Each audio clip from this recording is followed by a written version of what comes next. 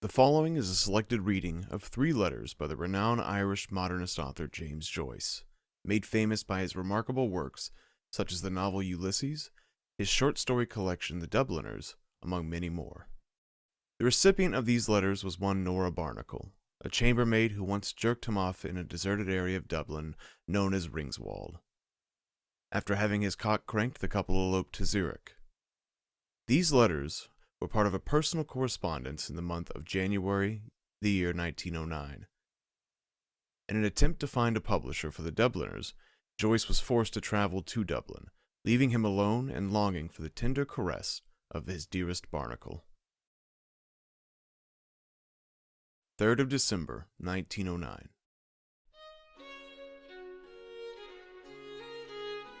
My dearest, darling little convent girl, there is some star too near the earth, for I am still in a fever fit of animal desire.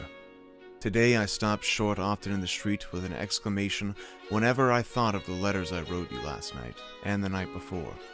They must read awful in the cold light of day. Perhaps their coarseness has disgusted you.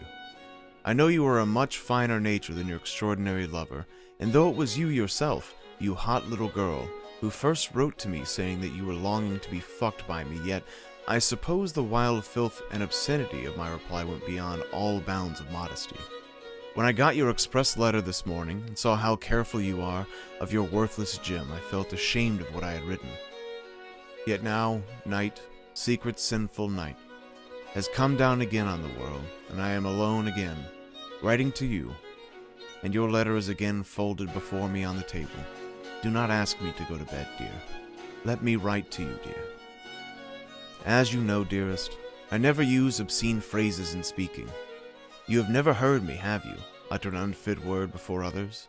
When men tell in my presence here filthy or lecherous stories, I hardly smile. Yet you seem to turn me into a beast. It was you yourself, you naughty, shameless girl, who first led the way. It was not I who first touched you long ago down at Ring's End. It was you who slid your hand down inside my trousers and pulled my shirt softly aside and touched my prick with your long tickling fingers, and gradually took it all, fat and stiff as it was, into your hand and frigged me slowly until I came through your fingers, all the time bending over me and gazing at me out of your quiet, saint-like eyes. It was your lips, too, which first uttered an obscene word. I remember well that night in bed in Pola. Tired of lying under a man one night, you tore off your chemise violently and began to ride me up and down. Perhaps the horn I had was not big enough for you, for I remember that you bent down to my face and murmured tenderly, "Fuck up, love. Fuck up, love." Nora, dear, I am dying all day to ask you 1 or 2 questions. Let me, dear, for I have told you everything I ever did, and so I can ask you in turn. I wonder, will you answer them? When that person whose heart I longed to stop with the click of a revolver put his hand or hands under your skirt, did he only tickle you outside, or did he put his finger or fingers up into you? If he did they go far enough to touch that little cock at the end of your cunt? Did he touch you behind? Was he a long time tickling you, and did you come?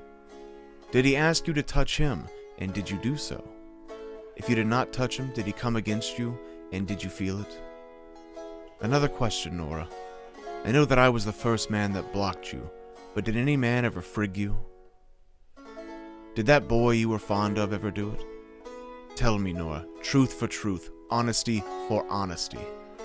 When you were with him in the dark of night, did your fingers never unbutton his trousers and slip inside like mice? Did you ever frig him, dear? Tell me truly, or anyone else? Did you never feel a man's or boy's prick in your fingers until you unbuttoned me? If you are not offended, do not be afraid to tell me the truth. Darling, tonight I have such a wild lust for your body that if you were here beside me, and even if you told me with your own lips that half the red-headed louts of Galway had had a fuck at you before me, I would still rush at you with desire. God almighty, what kind of language is this? I'm writing to my proud blue-eyed queen. Will she refuse to answer my coarse, insulting questions? I know I am risking a good deal in writing this way, But if she really loves me, she will feel that I am mad with lust, and that I must be told all. Sweetheart, answer me. Even if I learn that you too have sinned, perhaps it would bind me closer to you. In any case, I love you. I have written and said things to you that my pride would never again allow me to say to any other woman. My darling Nora, I am panting with eagerness to get your replies to these filthy letters of mine. I write to you openly because I feel now that I can keep my words with you. Don't be angry, dear Nora, my little wildflower of the hedges. I love your body, long for it, dream of it. Speak to me, dear lips that I have kissed in tears. If this filth I have written insult you, bring me to my senses again with the lash as you have done before. God help me. I love you, Nora, and it seems that this too is part of my love. Forgive me. Forgive me. Jim.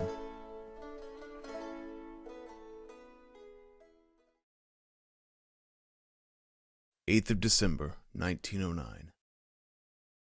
My sweet little whorish Nora, I did as you told me, you dirty little girl, and pulled myself off twice when I read your letter. I'm delighted to see that you do like being fucked arseways.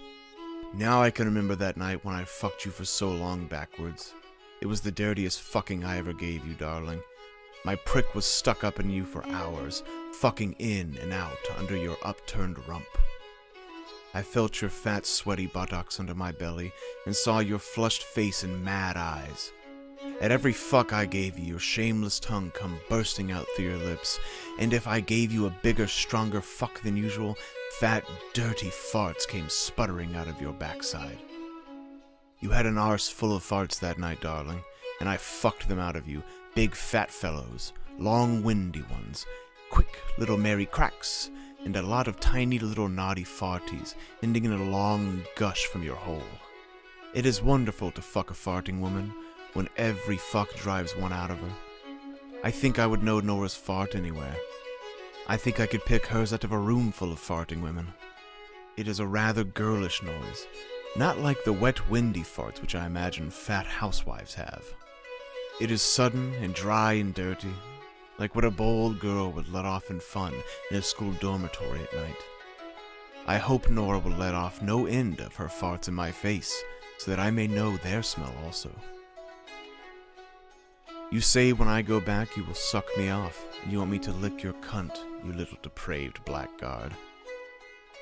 I hope you will surprise me sometime when I am asleep dressed, steal over me with a whore's glow in your slumberous eyes, gently undo button after button in the fly of my trousers, and gently take out your lover's fat Mickey.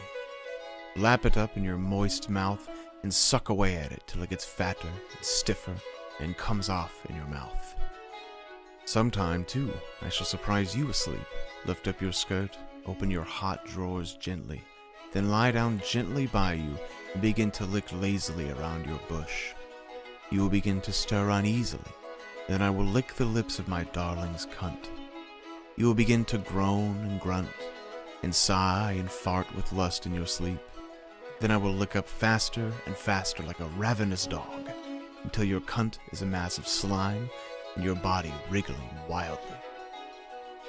Good night, my little farting Nora, my dirty little fuckbird. There is one lovely word, darling, that you have underlined to make me pull myself off better. Write me more about that and yourself, sweetly, dirtier. Jim.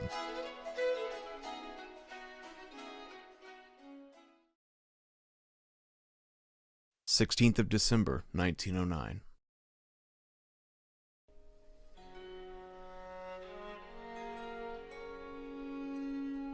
My sweet, darling girl, at last you write to me. You have given that naughty little cunt of yours a most ferocious frigging to have written me such a disjointed letter. As for me, darling, I am so played out that you would have to lick me for a good hour before I could get a horn stiff enough even to put into you, to say nothing of blocking you.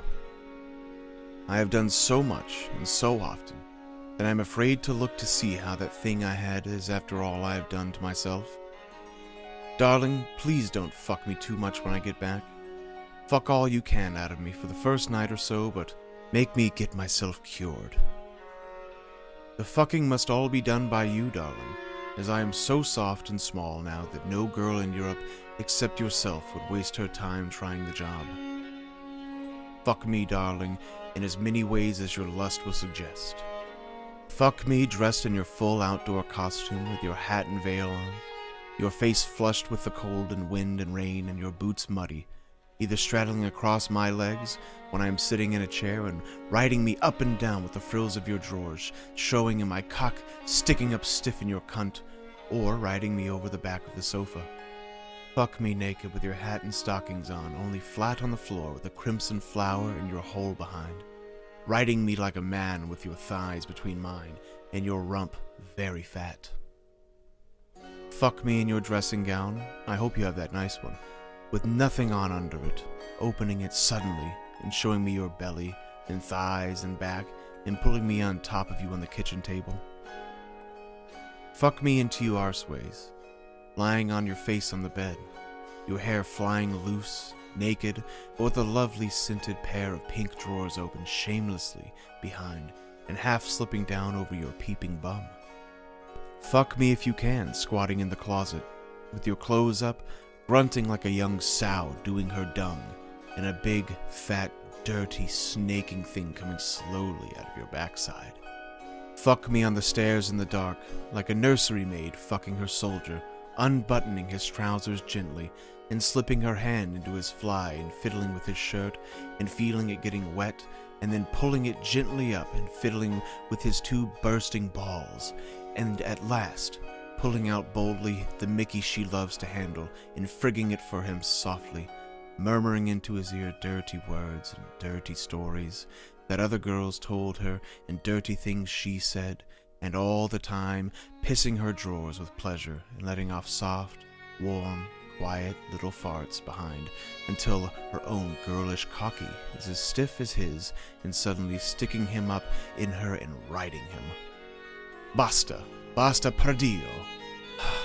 I have come now, and the foolery is over. Now for your questions.